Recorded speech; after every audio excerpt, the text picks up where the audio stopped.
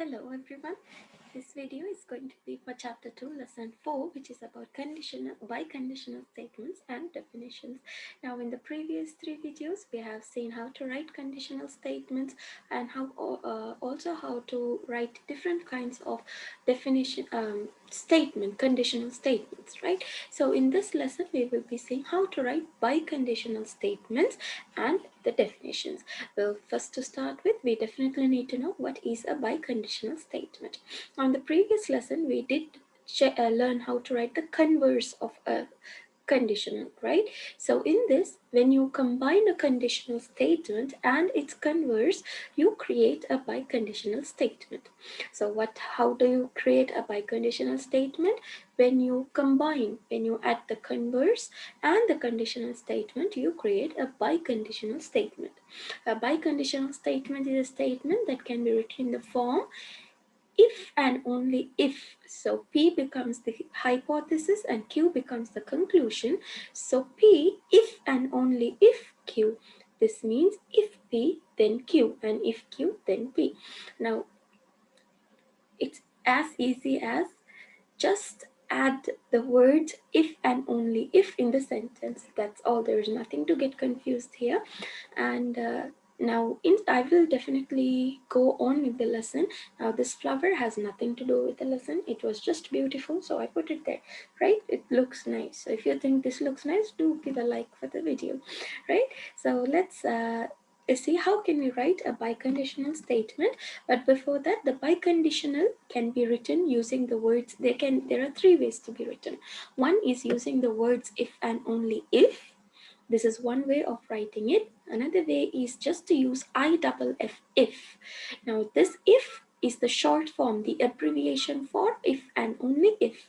So instead of writing if and only if, we could replace the whole set of words with if. Or also we could use this two-way arrow to show that this symbol means if and only if. So we could use any of these 3 ways and write the biconditional statement. So let's move on to check how can we write the conditional statement and the converse within each biconditional statement.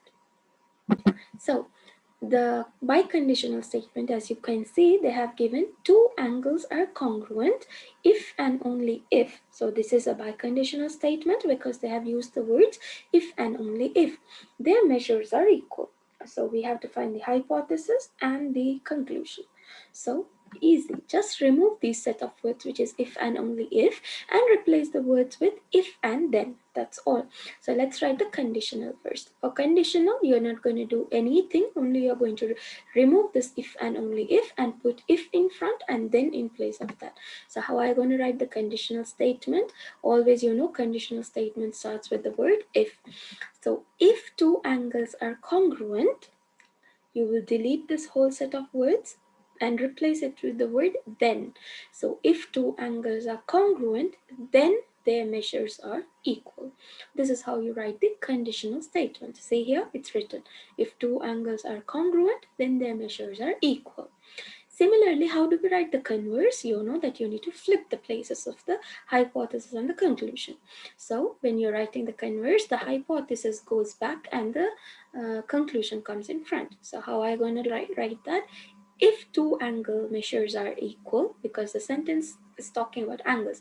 So if you would say here, if their measures are equal, nobody will understand what you're talking about. So instead of there, we have to first say what is the sentence talking about. So this is talking about angles. So we say if 2 angle measures are equal, then the angles are congruent, or then they are congruent. It means the same. So this is how you write a conditional and the converse using a biconditional statement. Now in the next one, let's see how do you write the converse and a biconditional statement when the conditional statement is given. So the conditional statement is if 2x plus 5 equals 11, then x equals 3. So first let's write the converse. You know what you need to do for converse. Just flip the places. So it starts with if x equals 3, then 2x plus 5 equals 11. That's how you write the converse. Converse means just flip the sentence. Then, how do you write the biconditional statement? Biconditional statement is going to be the same as the conditional, only we have to remove the words if and then, and we will replace then with the word if and only if. So biconditional is going to be 2x plus 5 equals 11 if and only if x equals 3.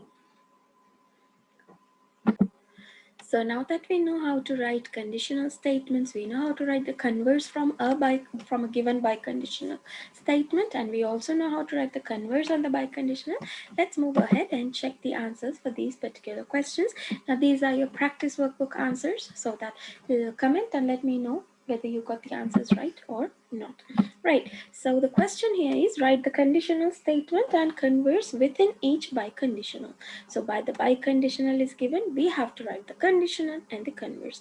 So what did I say? When you have to write the conditional, you will remove the word if and only if, and then replace that with then and start your sentence with if. So how are you going to write the conditional? So you're going to say if the tea kettle is whistling. So we are going to remove if and only if, and we will replace that with then the water is boiling. This is how you write the conditional statement. So just remove if and only if and replace it with then and start your sentence with if. Now converse, you already know how to write a converse statement. You're going to flip the sentence, right? So when you flip the sentence, you are going to say it as, you're going to flip the conditional statement. So just bring this in front. So your sentence will start with, if the water is boiling, if the water is, if the water is boiling, comma, then the tea kettle is whistling. It's as easy as that. So let's see how to write this as a conditional statement. Now what is the biconditional given? A biconditional is true if and only if the conditional and converse are both true. So how do you write the conditional statement? We will remove if and only if, put then in place of that, and start our sentence with the word if. So if a biconditional,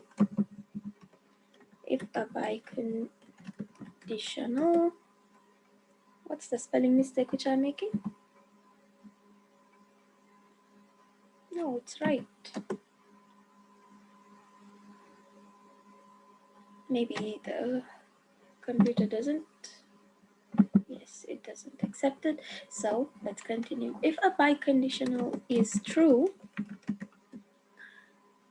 then, right, then, so our next sentence starts with here. The conditional and converse are both true. Then the conditional and converse are both true. So this is the conditional statement for it. Now, you know very well how to write biconditional statements now. So let's see how can we write a biconditional statement. So to write the the converse statement, we are going to flip the places, right? So we are going to say if the conditional and converse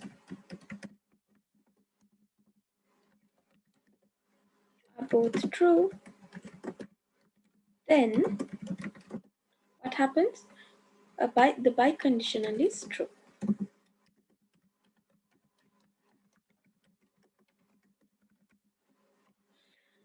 The biconditional is true. Okay, so this is how you write converse statement from a given biconditional. So whenever you want to write a converse statement, first you need to write the conditional, which is easy, and then you flip the sentence to get the converse. Now let's move on and see what is the next question. For each conditional, write the converse and a biconditional statement. Okay, so the conditional is given, so we need to write the converse. So converse means you're going to flip the places, right? So if you flip the places, that means your sentence is going to be, if n minus 1 is divisible by 2, then n is an odd number. So that's how you are going to write it. So let's write the first inverse sentence.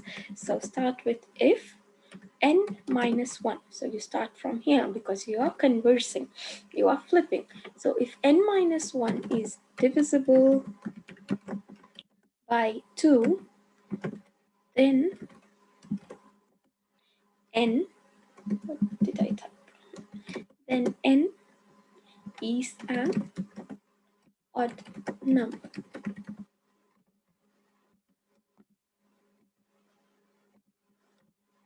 Okay, so this is how you write the converse. Now, how about the biconditional statement? Now, for biconditional statement, we will not be flipping the places. We will be using the same conditional statement, but we will replace then with if and only if, and remove the word if from here. From the beginning of the sentence, we remove if, and then we replace then with if and only if. So let's see. So let's write the sentence. N is an odd number,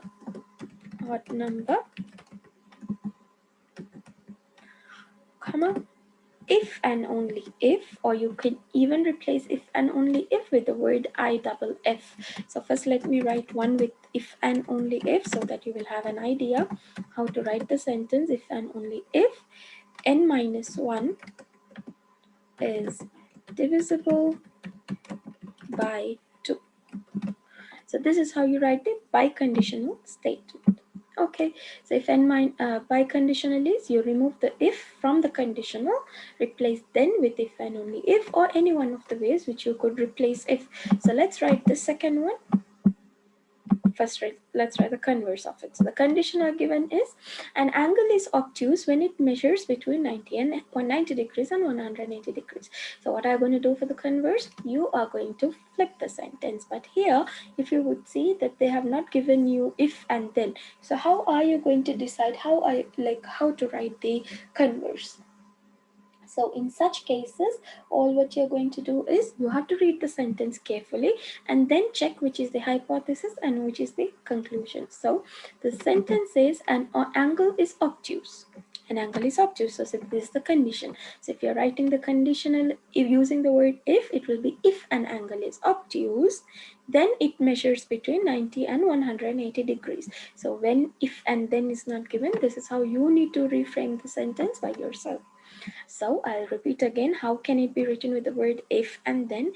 If an angle is obtuse, then it measures between 90 degrees and 180 degrees. I think now it's clear how you can write the converse of it. So converse means from where does it start? From here, right? When it. So what is it? The sentence is talking about an angle. So let's write if an angle measures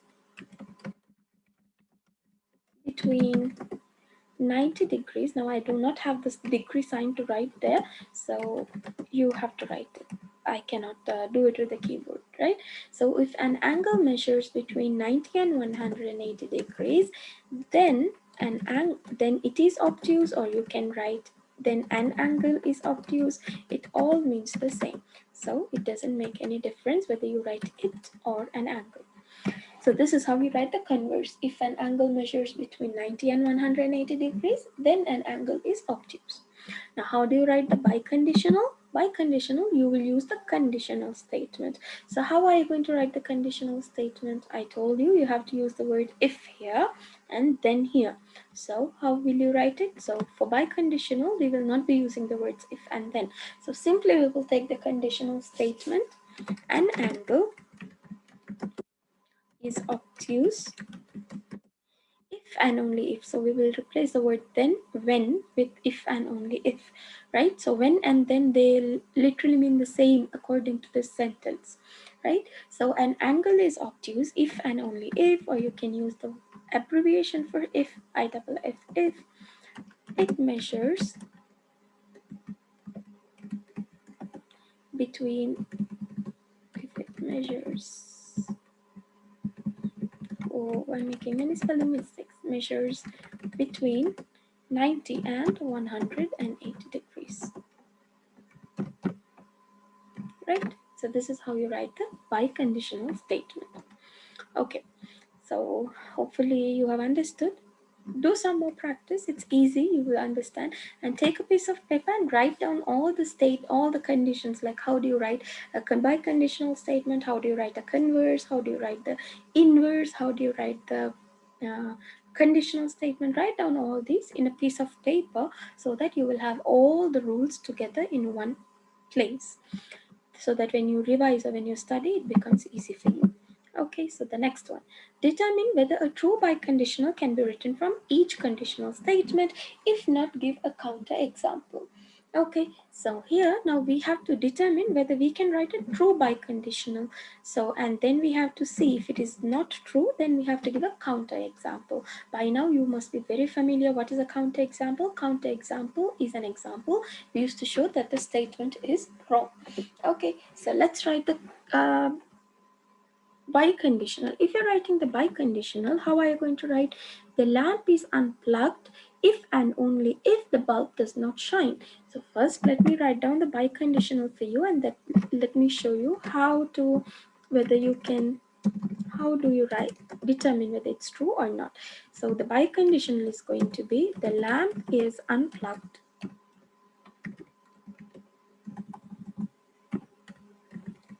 The lamp is unplugged if and only if the bulb does not shine. So now read this sentence again and see whether does this sentence make sense or can it be true. Do you think the lamp is unplugged? The lamp, that's a lamp, will be, the plug will be removed only if the bulb does not shine? Do you think so? No, there can be many reasons. So this biconditional is not a true one. So this biconditional is going to be a false one, right? So we have to give a counter example. Now, what can be a counter example? Why do you think? What are the other reasons the lamp could be unplugged? Is it only because the bulb does not shine? No, there are many other reasons. Maybe the switch doesn't work, or maybe the plug itself is not working. But there are many reasons why we could unplug, right? Or maybe for safety reasons, sometimes we will unplug the plug also, right? So you could give any one of this. So I will give the counter example as the switch would be off,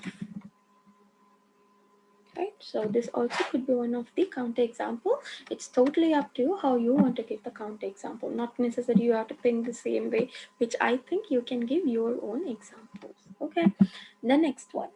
The date can be 29th if and only if it is not February.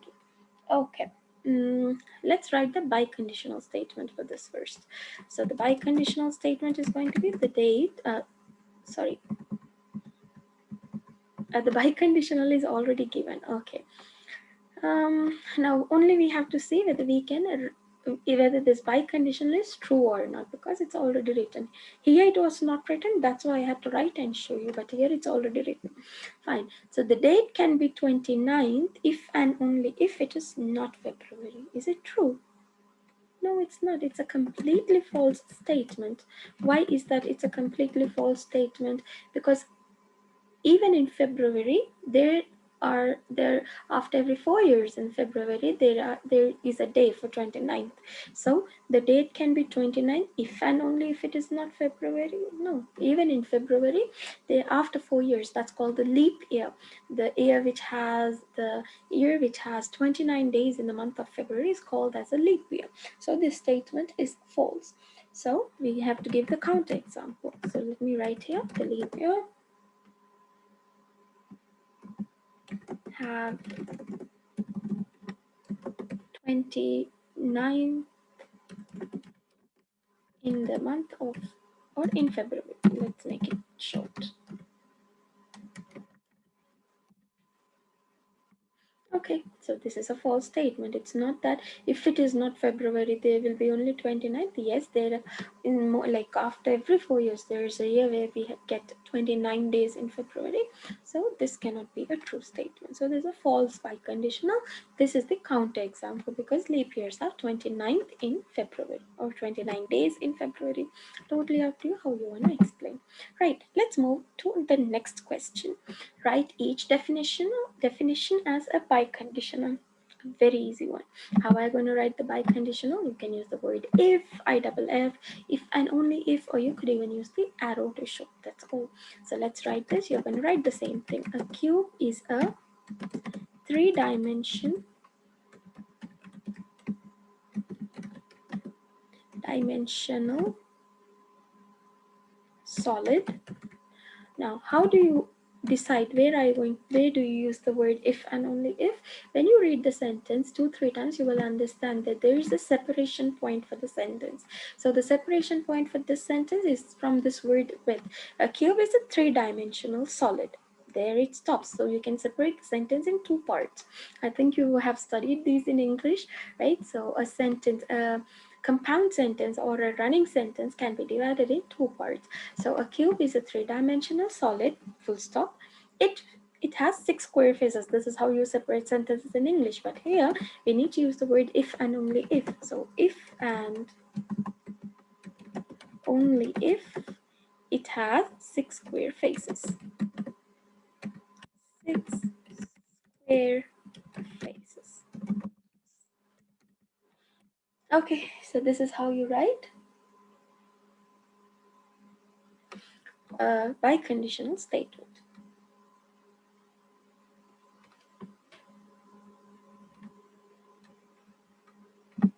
Okay, the next one.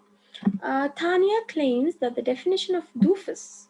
Oh, hope you know what's the meaning of doofus. You could use this for your young sisters and brothers now.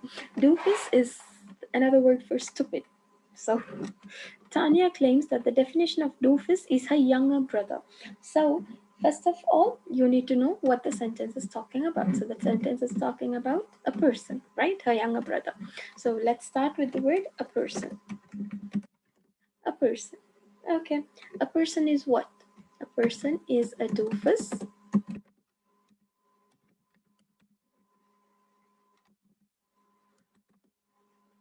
Okay, so a person is a doofus if and only if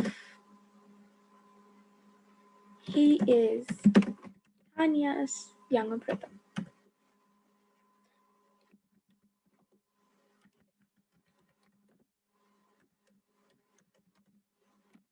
So this is how you write the biconditional statement because the sentence is talking about a person, right? So a person. A person is what? A doofus. How is it he a doofus? So what if he's a doofus? If and only if he is Tanya's brother. Well, this sentence may be suitable for Tanya or maybe for many others who have younger sisters or brothers because they always do such things, right? So hopefully you have understood this. It was an easy lesson, but then yes, everything needs practice. So comment and let me know whether you have got the answers right or not. So till we meet again in the next video, always what I say is keep practicing.